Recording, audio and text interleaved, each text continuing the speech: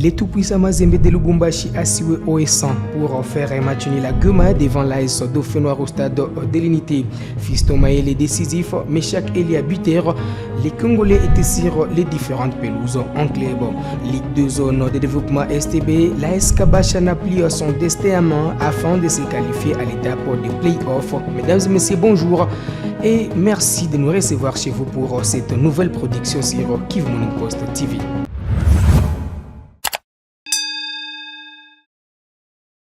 Championnat national de la Lina Foot, il n'y a pas eu de vainqueur ni de vaincu dimanche au stade de l'Unité entre l'AS Dauphin Noir et les tout-puissants Mazembe. Pendant ce temps, l'AS V-Club a été bon voyageur à Lubumbashi. Reportage. Les championnats nationaux de la République démocratique du Congo étaient au rendez-vous dimanche 10 mars 2024. À Goma, au stade de l'Unité, l'AS Dauphin Noir recevait les tout-puissants Mazembe de Lubumbashi à l'occasion de la deuxième journée de la phase des play-offs.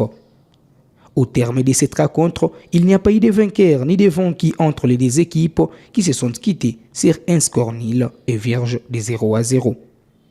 Avec un 11 de départ composé de Badara Fati, Kevin Mondeko, Magloire Tambwe, Augustine Oladepo, Ibrahima Keita, Luzolo Sita Ernest, Passia Mwamba, Glody Likonza, Boubacar Aïnikoye, Cheikh Fofana et Oscar Kabuito, le TP Mazembe n'a pas réussi à déjouer les plans de l'équipe locale.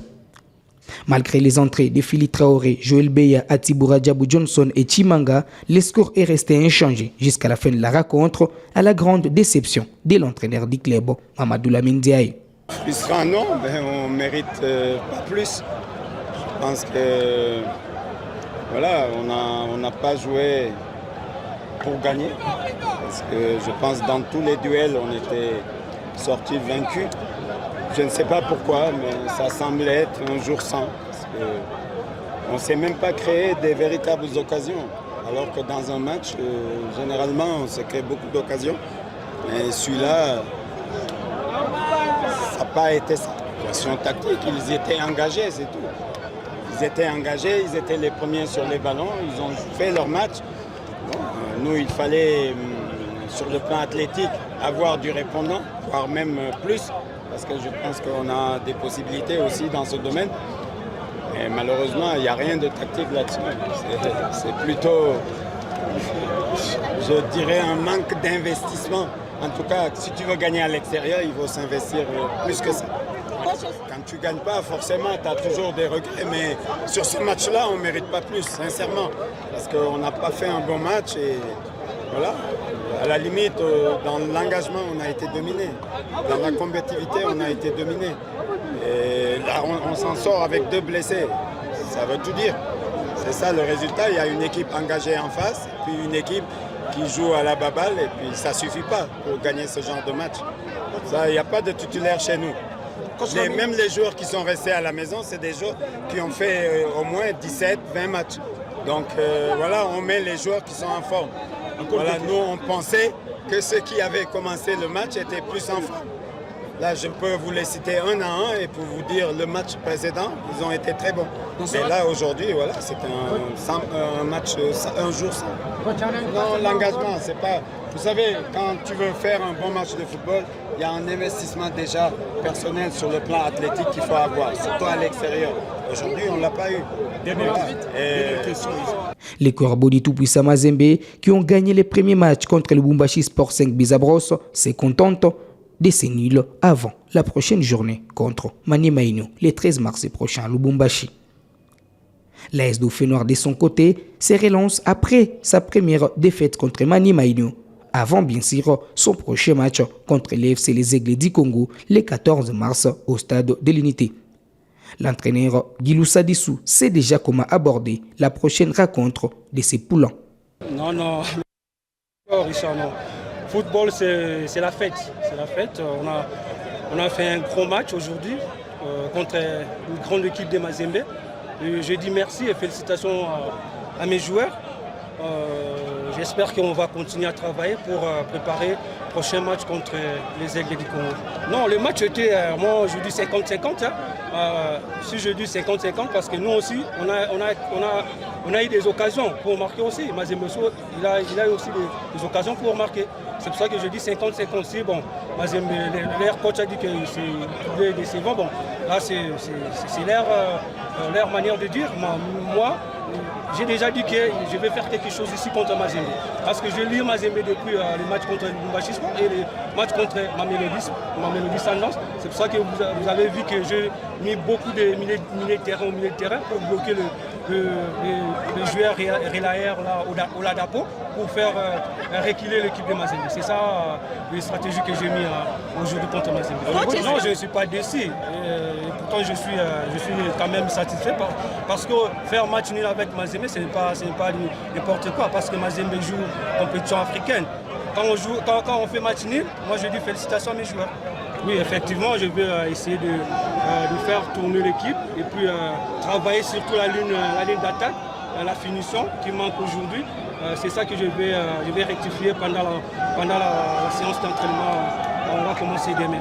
À Lubumbashi, par contre, il y a eu début. L'ASV Club est allé battre Lubumbashi Sport grâce aux réalisations du jeune attaquant congolais Eli Panzu et son compatriote Platini Pianamozizi. L'ASV Club, qui avait été mis en échec par les Aigles du Congo un partout lors de la première journée, se relance dans la course vers les titres avant la prochaine rencontre contre l'FC Saint-Éloi-Lupopo à Kinshasa le 13 mars au stade des Martyrs. L'entraîneur de l'ASV Club a été enthousiasmé par la prestation de ses poulants face au Kamikaze. J'étais content de la prestation qu'ils ont fait dans tous les secteurs de jeu. Maintenant, je pense qu'on aurait pu peut-être corser l'addition si on était un peu plus efficace. Et parce que 2-0, vous savez, c'est un score piège. Et à l'avenir, il va falloir peut-être essayer de corser, être encore un peu plus efficace devant le but. Mais en tout cas, on va pas faire la fine bouche. C'était une belle prestation de Vita Club et j'espère qu'on a lancé nos playoffs. Vous vous êtes endormi? Oui et non, on s'est pas endormi. Je pense que l'équipe en face aussi a essayé de revenir au score, a essayé de marquer. Ils ont fait rentrer 2 attaquants, donc moi j'ai voulu renforcer un peu ma ligne défensive pour vraiment garantir ce résultat. Mais c'est vrai qu'à par moment on a pu perdre un peu la maîtrise. Mais bon, on va pas faire la fine bouche. Je pense que c'est une belle victoire pour Vita Club.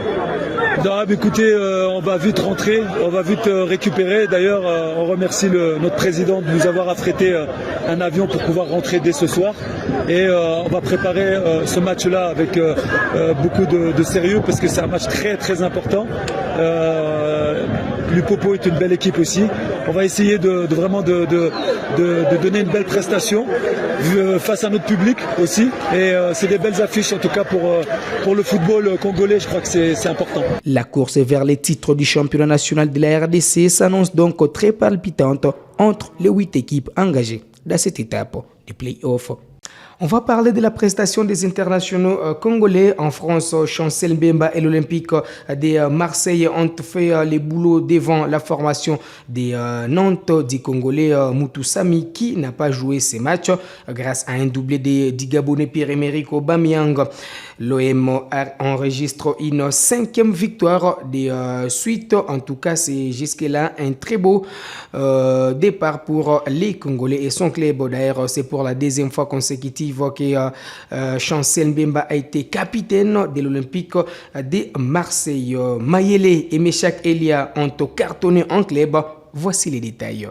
Au terme d'un doublé en Ligue des Champions de la CAF lors de la dernière journée de la phase des groupes contre l'FC Nouadhibou partout, l'international congolais Fiston Mayele a été décisif en championnat égyptien dimanche 10 mars 2024. Dans un match de la 15e journée de la Prima Liga égyptienne, l'avant-centre congolais a été passeur décisif sur les débuts des Pyramids FC qui s'est imposé devant la formation d'El Dakleya 0-2. Titulaire au coup d'envoi, Fiston Mayele a été donc un élément clé de la victoire de son équipe qui occupe désormais la 3e place au classement du championnat avec 25 points derrière Al Masri 26 points et la formation des ENPPI 26 points également. L'international congolais Fiston Mayele qui était annoncé sur un départ compte désormais 6 buts marqués et 3 passes décisives avec l'FC Pyramids, toutes compétitions confondues. Pyramids FC et son Congolais, dont leur parcours en Ligue des Champions s'est arrêté en phase des groupes, sont obligés de se contenter de ces championnats pour sauver leur saison. Young Boys de Berne a redonné les sourires à son public après 4 matchs sans succès, dont 2 matchs en championnat contre Zurich FC, Servette et des autres en Ligue Europa. Opposé au FC Bâle, les Young Boys et son Congolais, Meshak Elia, ont fait carton plein dimanche 10 mars pour renouer avec les chemins des succès, 5-1. L'international congolais Meshak Elia, qui s'est illustré en inscrivant le 3e but, a été aussi passeur décisif sur le 4e but.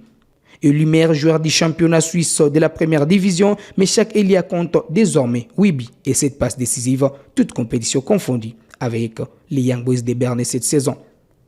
Leader du championnat avec 56 points, devant Servette 53 points et Lugano 43 points, Young Boys de Berne jouera son prochain match contre Lausanne le 17 mars en déplacement. Éliminé en Ligue Europa et en Ligue des Champions, les Young Boys de Berne est obligé de sauver sa saison avec les sacres du championnat suisse. Alors, on va finir avec la Ligue de zone de développement STB avec les derniers matchs de la première partie, la phase zonale qui ont eu lieu ce week-end. Et puis, ces matchs vont se clôturer ce lundi avec un match qui a été décalé. Ce match va mettre en opposition la formation de Mwangaza à celle de Bukavu Dawa, c'est lundi. Mais s'il faut revenir sur les matchs du week-end, Shosport a dominé la formation du Daring Club Virunga à domicile sur les scores des 3 buts à 2. Et puis l'Académie Real a perdu 1-3 devant la jeunesse sportive de Bukavu. Mungano ce dimanche s'est imposé devant l'équipe de Nyuki de Butembo 1-0. Et puis Kabasha est allé faire un match nul de 1-2 avec Maïka. Kabasha qui n'a plus son destin en main pour se qualifier à l'étape des playoffs, puisqu'au classement Bukavu Dao occupe la première position avec 37 points, suivi par Mungano par la formation de Mwangaza 32 points. Et puis Virunga arrive à la 3e position avec 32 points également. 32 points pour l'équipe de Nyuki. Et puis Kabasha occupe la 5e place avec 30 points. Pourtant, 4 équipes doivent seulement se qualifier pour l'étape des playoffs. Donc pour l'instant, Kabasha est out, est éliminé pour la prochaine étape. Mais nous attendons jusque-là l'homologation de tous les matchs pour en savoir plus. Donc si ces classements restent maintenus, Kabasha va suivre de loin l'étape des playoffs aux dépens de Bukavu Dawa, Mwangaza, Virunga et en fait la formation des Nyuki. Voilà qui met un terme à cette production sportive sur Kivu Morning Post TV. On se fixe rendez-vous très prochainement avec ce même plaisir.